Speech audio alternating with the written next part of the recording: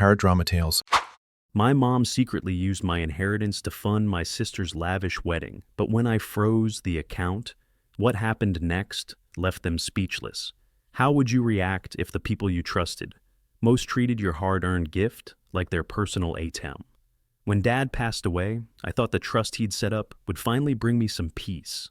$350,000 held securely by our family attorney, earmarked for my future, tucked away behind a thick stack of legal papers and solemn instructions to use for what matters. I pictured using those funds to buy a home for my wife and kids, or finally launch that small art studio I'd dreamed of since college. What I didn't expect was that the person I trusted most, my mom, would quietly tap into that account long before I ever got a penny. I first noticed something was off when I logged into the online portal to check balances and saw a withdrawal labeled Everlasting Events for $15,000, followed by two more for $10,000 each, all in the span of a week and all without my authorization or a single heads up. My heart sank as I dug deeper. Invoices from a high-end wedding planner, catering contracts for Kay Wilson and guests, and confirmation emails for a designer gown delivery right to my childhood home's address. My stomach churned when I realized these charges lined up perfectly with my sister's so-called surprise engagement announcement. That's when the science of forensics met the emotions of betrayal. I pored over timestamps, cross-referenced bank statements, and even tweaked spreadsheet formulas to calculate exactly how much of my inheritance had evaporated. There, it sat in black and white. $35,000 funneled into a wedding that I hadn't been invited to, that I wasn't even aware was on the horizon. I confronted Mom one evening at the kitchen table, dumping the wedding planner's bill in front of her. She lowered her eyes, tracing a pattern on the wood grain, and muttered something about family obligations and my sister's one chance at a dream day. But the cold numbers didn't lie. This wasn't love or gesture. It was unilateral spending against the explicit terms Dad and I had agreed upon. Behind the emotional veneer, I felt a sickening clarity. The trust wasn't being managed for my benefit at all, but as a secret slush fund for Mom and Sarah's ambitions.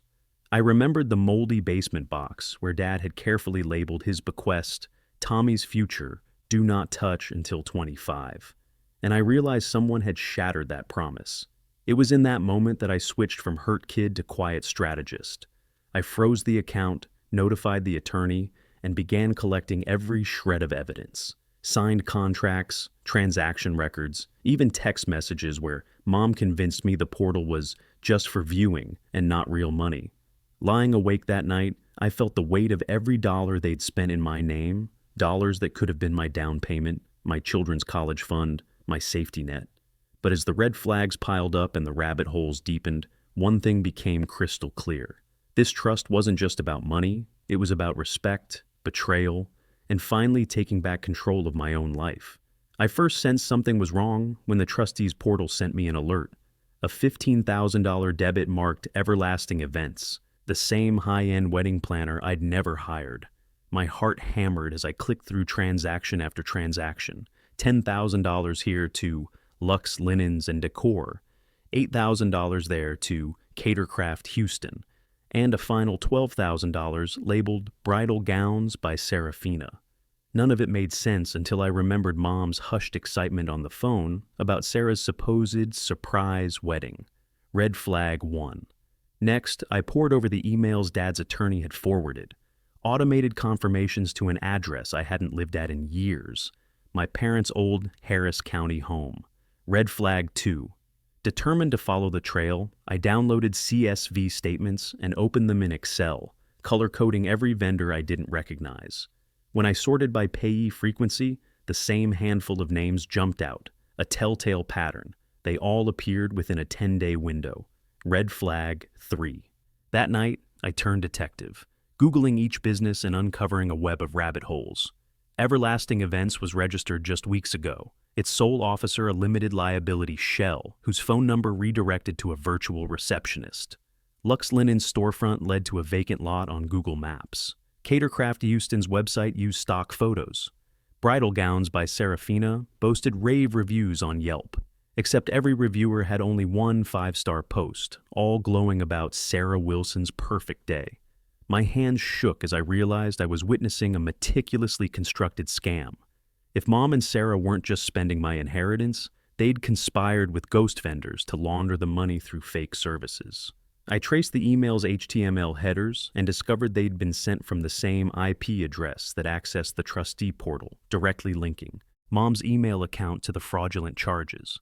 By now, exhaustion and anger blurred, but I forced myself to keep digging. I called a tech-savvy friend who confirmed that anyone with Mom's login credentials could have set up two-factor authentication to cover their tracks.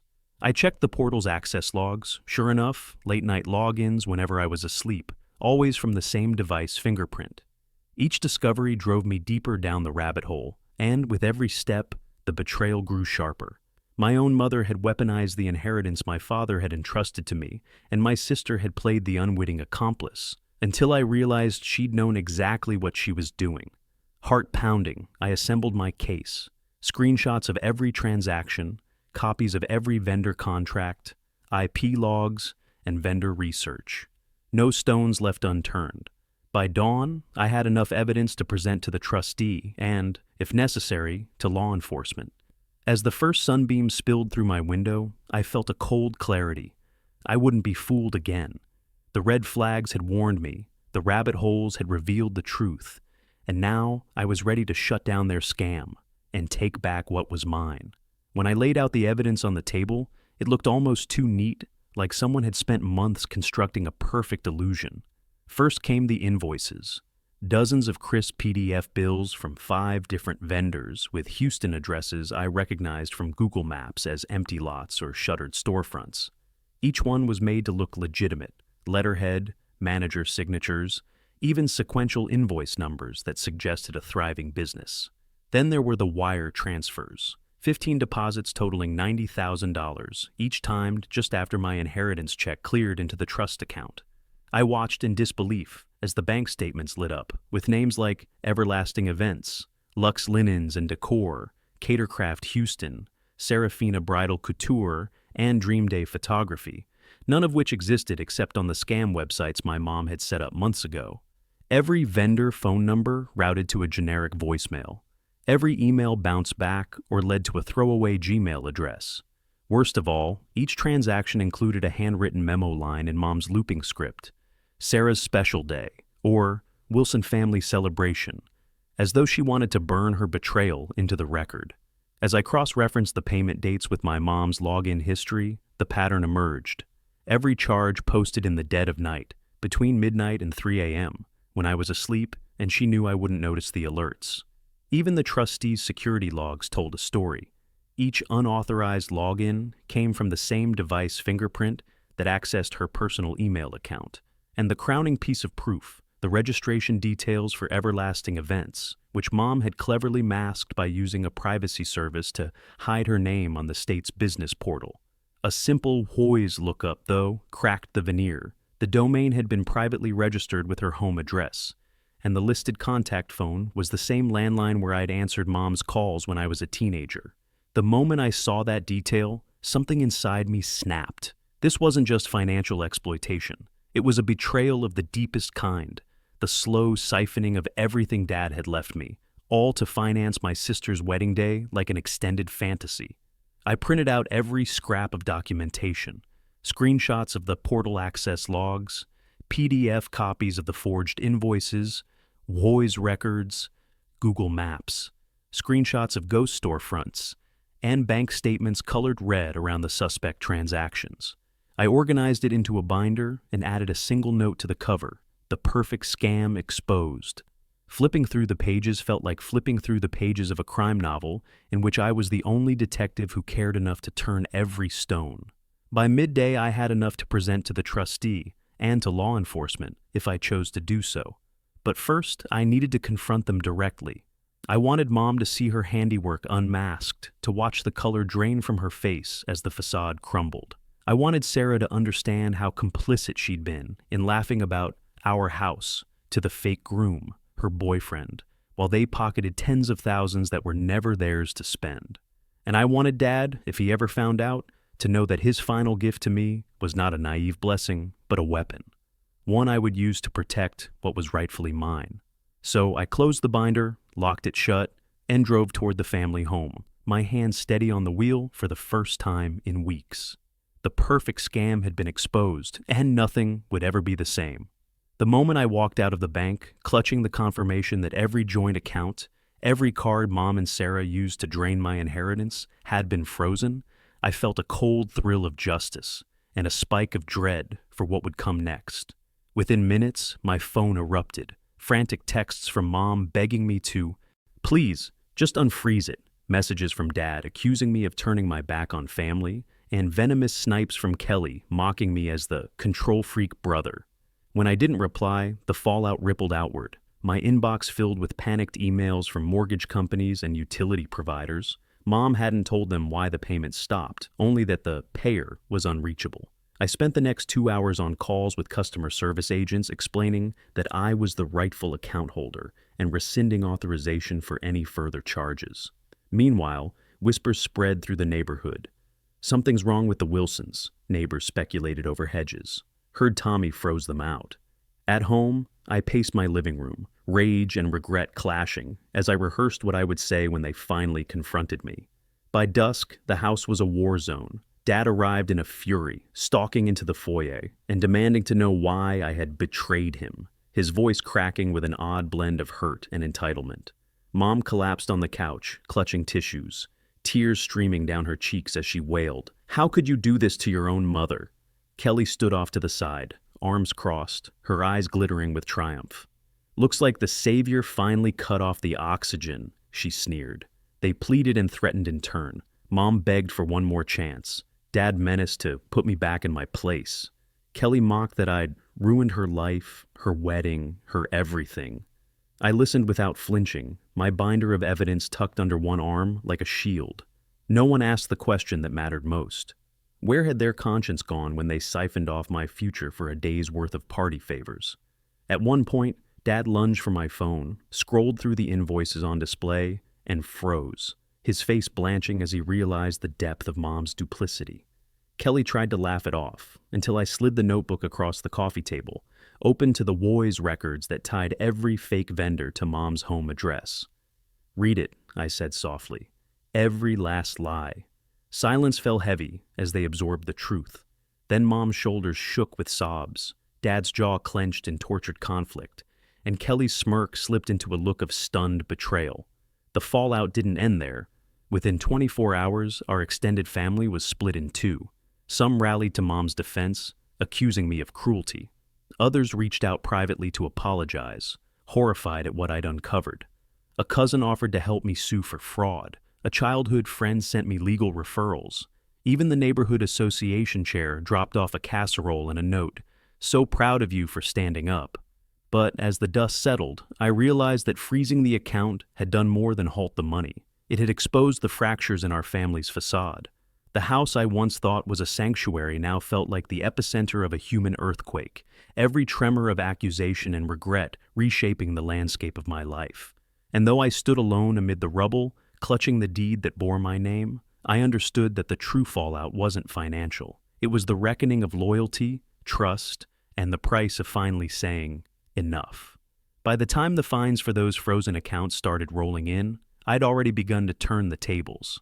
I sat at my kitchen table at 7 a.m., the morning after Dad's first furious visit, surrounded by printouts, bank statements showing every wire transfer, invoices from Dream Day event planners, contracts for a grand ballroom I'd never been invited to, and dozens of text messages in which Mom begged for just one more installment. My phone buzzed with desperate pleas, but I had one goal: to weaponize the truth. First, I drafted a polite but firm letter to every vendor who'd been paid from that account. Caterers, florists, photographers, explaining that their funds were wired under false pretenses, and requesting the full return of their deposits. To my relief, a handful called back within hours, apologetic and eager to recover their losses. Meanwhile, I scrolled through the group chat transcripts, culling the cruelest taunts from Kelly and Dad's smug rationalizations, and compiled them into a single PDF. Then I called my friend Maria, the attorney I'd never thought I'd need, and whispered, "I've got evidence for every lie." She asked 3 questions. Do you want to sue? Do you want restitution? Do you want public vindication? I said yes to all three. By midday, I had an appointment with a private investigator who tracked the shell companies Mom used to funnel the cash, revealing a small network of fake wedding planning entities registered at her home address. That evening, I uploaded a redacted summary of the evidence to a secure family server and emailed the link to three people: my cousin Linda, who'd always sensed something off; Drake, the stranger in the anonymous video who'd sparked it all; and my Uncle Henry, Dad's steadfast brother. I wrote, "You deserve to see the truth. Please review before tomorrow's meeting." Overnight, the pendulum swung. Linda called me at 2 a.m., voice trembling. I had no idea. Drake sent the investigator's report. Uncle Henry offered to mediate. Riding that momentum, I organized a family meeting for the next day at our childhood church hall, the same one we'd once booked for birthdays, telling them only, "We need to talk." The stunned silence when they arrived was worth every screw-tightening moment of preparation. I watched Dad's face paling as I walked in with Linda at my side, Henry in the back, and the investigator in a suit carrying binders. I led them to a long table, laid out every piece of paper, and said, "You tried to turn a home into a profit center, scooped up my inheritance, and laughed about me behind my back. Today, I'm reclaiming that power." My voice echoed through the empty pews as I hit play on my tablet and let them hear their own laughter, the punchline no longer on me. This time, I didn't flinch when Kelly's lip trembled or when Mom covered her mouth in horror. I simply closed the binder, looked at each of them, and said, "Now it's your turn to explain." In that courtroom of family loyalty, I was no longer the betrayed child. I was the one holding the truth, and I had every intention of seeing justice served. By the time I stepped out of that church hall, the weight that had pressed on my shoulders for a lifetime felt like it was lifting, piece by piece. I drove home with Linda beside me, her hand on my arm, and Uncle Henry on speakerphone, reminding me that I'd done nothing wrong by demanding honesty. When I reached my house, I paused at the gate for a moment, letting the evening breeze wash over me. Inside, the air smelled faintly of new paint and fresh curtains, symbols of a life I'd finally claimed for myself, free of their lies. My phone buzzed with frantic messages, Mom's weeping voicemails, Dad's angry texts, Kelly's bitter pleas. But I left the screen untouched. This was the first night in decades when I didn't feel tethered to their drama. I brewed coffee in the quiet kitchen and sank into the leather armchair I'd chosen the day after the bank meeting. No one asked me to pay for it. I'd earned it. I opened the binder of evidence one last time, not to relive the betrayal, but to remind myself of how far I'd come. Every forged signature, every expense note, every mocking clip from that anonymous video, it was all in there, and now it only served as proof of my strength. I closed it and slid it into the bottom drawer, where it would stay until the courthouse hearings were over. Then I unplugged, stepping away from the whirlwind of legal notices and revenge threats. Over the next days, I kept to a simple routine: work at the office by day, therapy once a week, dinner with Rachel and the kids every night. My children ran through the house, chasing our dog, their laughter the soundtrack of a freedom I'd never known as a child. As I tucked them into bed, they asked me to read one more story, and for the first time, I did it without glancing at my phone, without dreading a call from my mother. I realized that family now meant these little faces, these innocent smiles, people who loved me for who I was, not for my bank account. When the first check from the court arrived, a modest sum of restitution for the months I'd waited, it felt like salt poured into an old wound. But I deposited it without hesitation, using it to start a college fund for my daughter and a savings account for our next family vacation. Each dollar redeemed the nights I'd spent worrying about covering their rents and credit cards. Each deposit reclaimed a moment of my stolen childhood. And then, almost unexpectedly, relief blossomed where resentment once lived. I invited Linda and Henry over for barbecue on a Sunday afternoon. As Linda grilled burgers on my new deck, Henry poured cold lemonade, and I watched them laugh in my backyard, free of guilt, free of debt, free of their demands. It struck me that breaking free wasn't a one-time event, but an ongoing choice: to guard my peace, to surround myself with people who honored my worth, and to remember that even the strongest bonds can be dismantled when they're built on lies. Tonight, as I lock my front door and lean against the wood, I feel something I never thought possible. I am home. my home, my rules, my family. And for the first time, I sleep without looking over my shoulder. The future stretches ahead, unburdened, and I know, at last, that I am truly free. When the courthouse doors swung open that morning, I felt a calm I hadn't known in years, a clarity born of justice finally catching up to betrayal. The corridor was quiet, save for distant footsteps echoing through marble halls, as I led my attorney into the courtroom, where my mother, father, and sister sat huddled together, eyes red-rimmed and fear clinging to them like a second skin. The judge arrived, robes. Whispering against the bench, and with a firm nod, he invited us to speak. As I rose, I glanced once at my family and saw the collapse of their carefully constructed world in the shame etched on their faces. I laid the forged documents and bank statements before him, the anonymous video that captured their laughter, and the series of forged mortgages that showed they had tried to sell the house I had paid for. I spoke calmly, each word weighted with the years of sacrifice they had trampled underfoot. How I wired the final payment, how they laughed about an extra $40,000, and how I refused to be their invisible ATM any longer. Across the room, Dad's jaw tightened when I described the fraudulent mortgage he'd set up in my name. Mom bit her lip as I read Kelly's mocking text in which she called me, so desperate for our approval. The gallery leaned in, stunned by the rawness of my testimony, and even the bailiff looked moved. When I finished, I let the silence speak for the pain I'd endured. The judge reviewed the evidence in a meticulous hush, then looked up and delivered the verdict, in favor of Tommy Anderson, finding that fraud and identity theft had been committed, ordering immediate restitution of every dollar wrongfully obtained plus legal fees. He declared the forged mortgage null, restoring sole ownership of the house to me, and issued a restraining order against my parents and sister. No contact, no encroachment on the property. Their faces drained of color, the magnitude of their actions laid bare in that moment of reckoning. Walking out of the courtroom, I felt the legal chains snap away as news cameras and local reporters captured the story of the son who refused to be a victim. Headlines would read, "Family Betrayal Leads to Landmark Fraud Ruling." But to me, it was simply the end of a long chapter. Outside, Uncle Henry and Linda embraced me, their pride and relief a balm to the wounds still fresh in my heart.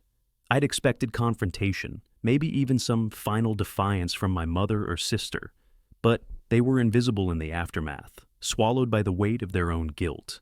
That afternoon, I returned to my house, where the locks had already been changed and the walls freshly painted, symbols of renewal. I sat in the living room, the sunlight dancing off the unopened final payment check now safely deposited, and I allowed myself a moment of gratitude. Gratitude for the lawyer who believed me, for the judge who saw the truth, for the blood relatives who turned into strangers, and for the chosen family, my wife and children, who stood by me without condition. I knew the road ahead would require rebuilding trust in myself and redefining the meaning of family. But as I looked around at the home I had reclaimed, I felt a quiet triumph. In my final reckoning, I had proven that love cannot be bought, respect cannot be faked, and no inheritance is worth sacrificing one's dignity.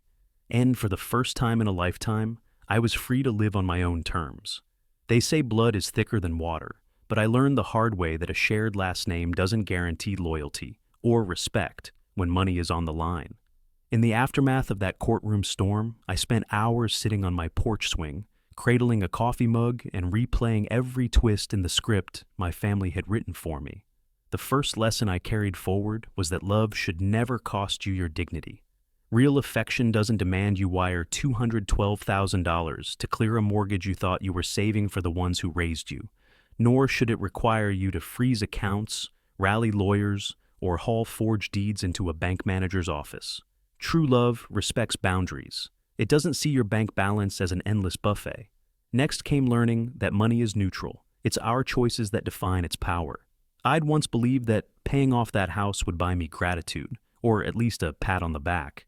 Instead, it bought deceit, secret rental deals, smirking videos, forged signatures. But when I pressed freeze on their financial lifeline, it stripped away the illusion. Money suddenly became a catalyst for truth, a spotlight revealing the stark difference between generosity and exploitation. From now on, I vowed I would give, yes, generously, but only when I saw genuine need and received genuine thanks. No more open-ended promises or unrecorded transfers. Every gift would have a purpose and, if necessary, an audit trail. I also learned that family isn't solely defined by DNA. During those tense man cave sessions with Uncle Henry, my father's older brother, who'd chosen integrity over blind allegiance, I felt more understood than I ever had sitting at that kitchen table. Henry reminded me that chosen family can outlast blood ties when the blood ties turn brittle. My wife, my children, and loyal friends became my anchor, cheering my decision to walk away and offering a shoulder when the laughter and threats faded into courthouse summaries and frozen bank records. In their company, I rediscovered that respect and mutual care are the foundation of any lasting relationship, romantic or familial. Finally, I learned resilience is forged in fire. Standing in that courtroom, watching the judge sign off on the fraud case, I felt not just vindication, but a deep self-respect I hadn't known I'd lost. I rebuilt my home, literally repainting the walls, changing the locks, replacing the furniture, and more importantly, I rebuilt my sense of self. I started treating my own dreams with the same seriousness I once reserved for my family's crises, taking weekend photography classes, planning summer road trips, and teaching my kids how to spot red flags as early as I learned them. In the end, love and money taught me the same lesson. Value is not measured in dollars spent, but in trust honored, boundaries respected, and the courage to walk away when those lines are crossed. If there's one takeaway from my saga, it's this. Never let financial generosity become a trap. Never assume love is owed simply because you gave it. And always remember that the richest inheritance we pass on is the example of standing up for ourselves with integrity and grace.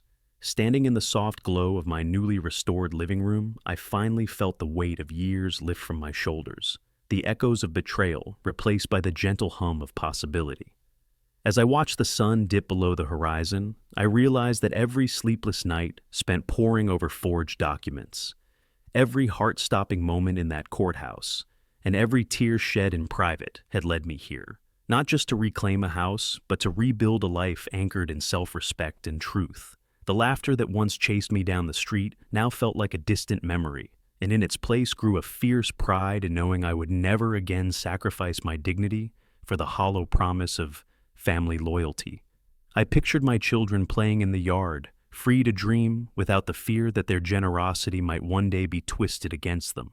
I thought of Uncle Henry's steady voice reminding me that chosen family, those who respect, support, and uplift, are worth more than any shared last name. And I saw my wife's smile, unwavering through the storm, her love, a constant reminder that true partnership doesn't cost you everything. If my story resonates with you, if you've ever given too much, been taken for granted, or wondered where to draw the line, please join the conversation below. Share your own moments of turning pain into power. Subscribe for more stories of resilience, and give this video a thumbs up if you believe that kindness must always be balanced with boundaries. And if you'd like to explore how to set healthy financial and emotional boundaries in your own life, check out the links to my other videos where we dive into practical tips and heartfelt advice. Because no matter how dark the chapter, there's always a chance to write a new ending, one where respect and love go hand in hand, and where you too can stand tall, free from ghosts of the past. Let's keep building that future together.